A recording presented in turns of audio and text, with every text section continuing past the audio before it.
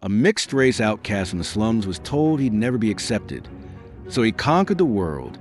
Bob Marley's rise from poverty to prophecy was illegal, dangerous, and almost didn't happen. The BBC banned him. The CIA watched him. Then came the assassination attempt.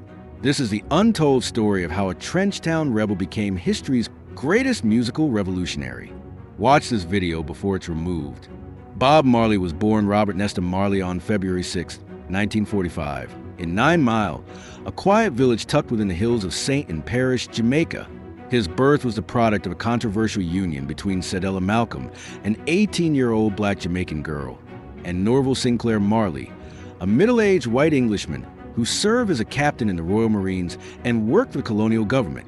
From the moment of his birth, the blood of contradiction pulsed through his veins, half African, half European, yet wholly belonging to neither.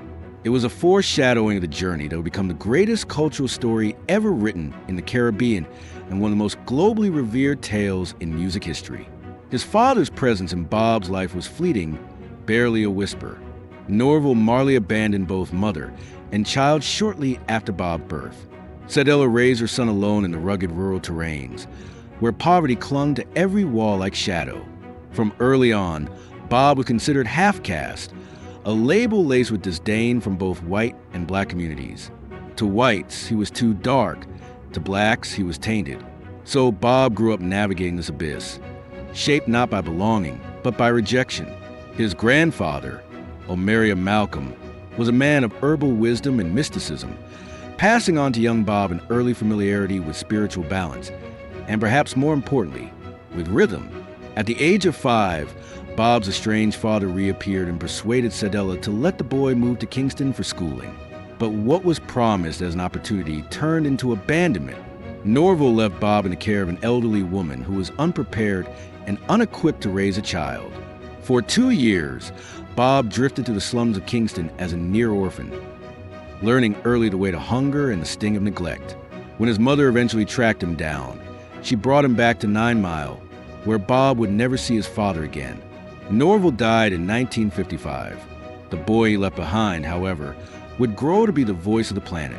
By 1957, Cedella moved to Kingston with her new partner Thaddeus Livingston and took young Bob with her to the infamous Trenchtown slum. The area was flooded with gang violence, political unrest, and raw artistic energy. Bob was again the outsider in his own home. His stepfather had little love for him. His peers mocked him for his mixed-race heritage. But it was there, in the belly of one of the most dangerous neighborhoods in the Caribbean, that Bob Marley would first be introduced to the force that would define his legacy: music. He befriended Neville Bunny Livingston, later known as Bunny Wailer, and the two gravitated toward a local musician named Joe Higgs. Higgs, a member of the pioneering duo Higgs and Wilson, became an informal mentor to the ghetto youth, offering free evening music lessons in his backyard. Under his watchful eye, Bob Bunny and another youth named Peter McIntosh, later known as Peter Tosh, honed their craft, practicing harmonies and developing their unique vocal identities. Bob wasn't the most talented in the group. In fact, he was often outshined by the others, but his discipline was unmatched. He carried the scars of rejection on his back and wore ambition like armor. In 1960, Bob struck a friendship with Alvin Seco Patterson, a percussionist who introduced him to the inner circle of Jamaica's nascent music scene. Bob continued working as a welder during the day, but his heart burned for sound. One day, Jimmy Cliff, a then rising star in Jamaica, visited Bob's workshop and was struck by his tenacity. He introduced Bob to producer Leslie Kong at Beverly's Records, who offered him a chance to record. That session birthed Bob's first singles, including Judge Not and One Cup of Coffee. While they didn't ignite the charts, they sparked a fire. By 1963, Bob, Bunny, and Peter had formally formed a group called the Wailers, later expanding to include Beverly Kelso and Junior Braithwaite. Their big break came when Seco arranged an audition for them with Clement Coxon Dodd of Studio One. After several failed songs, Bob and his group unleashed Simmer Down, a politically charged anthem that rocketed to #1 in Jamaica. They were still broke, but for the first time, they weren't invisible. Life at Studio One was not a fairy tale. Despite recording a string of hits, the Wailers barely saw the fruits of their labor. Tensions rose, And in 1966, Bob married Rita Anderson. Rita became a talented singer and soon left for the United States to work and save money for the group's future. He took factory jobs in Delaware, living with his mother and working up to 16 hours a day. In those cold American mornings, while steam rose from machines and sweat soaked through his clothes, Bob dreamed of Trenchtown, of rebellion, of redemption. Returning to Jamaica in 1967, Bob found his homeland in turmoil. Inspired by the teachings of Marcus Garvey and the divine aura of Emperor Haile Selassie I, Bob fully embraced the Rastafari faith, fusing its principles with his music and marking the beginning of reggae's spiritual revolution.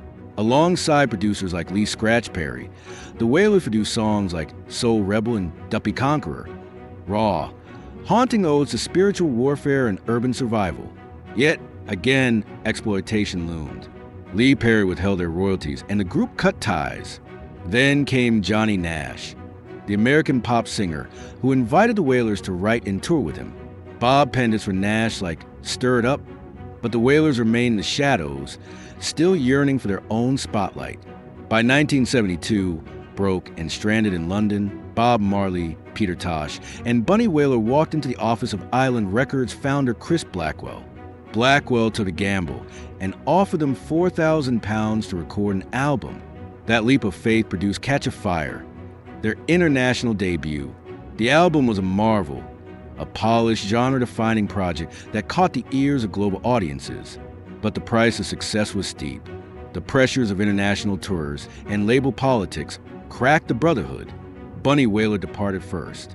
Peter Tosh followed. Bob was devastated. His closest companions had walked away, and he was left alone with his dream.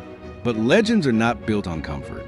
Bob Marley rebuilt the Wailers around the Barrett brothers, Carlton on drums, Aston on bass, and enlisted his wife Rita, Judy Mowat, and Marcia Griffiths as the I3s. This formation would give birth to Natty Dread, the first album credited to Bob Marley and the Wailers. The world took notice. Songs like No Woman, No Cry and Lively Up Yourself became instant classics. Bob Marley had arrived not just as a musician, but as a global prophet. By the mid-1970s, Bob Marley was headlining shows across Europe and America. His lyrics carried like scripture by those desperate for light. But Jamaica, his homeland, was descending into chaos. Political violence between the Jamaican Labour Party, JLP, and the People's National Party, PNP, was tearing the country apart. Bob believed his music could be a balm for the wounds of war. He announced the Smile Jamaica concert in 1976, a free performance meant to inspire peace. 2 days before the concert, armed men stormed Bob's home in Kingston. Bullets riddled his house, injuring Rita Marley and Don Taylor, his manager. Bob himself was grazed by a bullet in the arm and chest. Many believed the harm was politically motivated, but defiant, with blood still drying on his shirt, Bob took the stage at the National Heroes Park and played for 80 minutes. When asked why, he replied, "The people who are trying to make this world worse aren't taking a day off. How can I?" In the aftermath, he went into self-imposed exile in London, where he would craft a masterpiece that was Exodus. The album was defiance dressed in melody. Songs like One Love, Three Little Birds Jammin', and Waiting in Vain became eternal. Time magazine named Exodus the album of the century. The world was no longer watching Jamaica. It was watching Bob Marley. Then, tragedy disguised itself as a football injury. Bob stubbed his toe during a match and later discovered it was a cancerous melanoma. Doctors advised amputation. Bob declined, citing Rastafarian beliefs about the sanctity of the body. The cancer spread silently and ruthlessly, but Bob kept moving. He released Kaya, Survival, and Uprising, each album a thunderclap, each song a sermon. His 1980 tour climaxed in Milan, Italy, where over 100,000 people chanted his lyrics in unison. On September 21st, 1980, after collapsing while jogging in Central Park, Bob was rushed to a hospital. The cancer had reached his brain, lungs, and liver. Still, he performed once more in Pittsburgh, his final concert. He traveled to Germany seeking alternative treatment, clinging to hope. But hope, like rhythm, has its tempo. On May 11, 1981, Bob Marley died in Miami at the age of 36. He was laid to rest in his birthplace of 9 Mile, interred with his red Gibson guitar, a Bible open to Psalm 23, and a stalk of illegal substance. His funeral was a national event, with thousands lining the streets of Kingston to bid farewell to their fallen son. Prime Minister Edward Seaga eulogized him as a native son whose voice was an omnipresent cry in our electronic world. His sharp features, majestic looks, and prancing style were a vivid etching on the landscape of our minds. Bob Marley was never seen. He was an experience. In death, Bob Marley became immortal. His words became gospel. His music, revolution. His face, a banner for resistance, unity, and freedom. He did not just popularize reggae, he transformed it into a vehicle for spiritual and political awakening. His message was simple but searing: one love, one heart. Let's get together and feel all right. That mantra still echoes in the slums of Trenchtown, in the squares of Milan, the halls of the UN, and the quiet corners of broken hearts seeking healing. Robert Nesta Marley remains the beating heart of Jamaica and the soul of the global oppressed. His journey from a barefoot boy in 9 Mile to the king of reggae is not a tale of music alone. It is a chronicle of defiance, sacrifice, and transcendence. He showed the world that from rejection can come revolution, that a wounded voice can sing healing, and that the greatest warriors don't carry fire weapons. They carry guitars. What part of Bob Marley's journey moved you the most?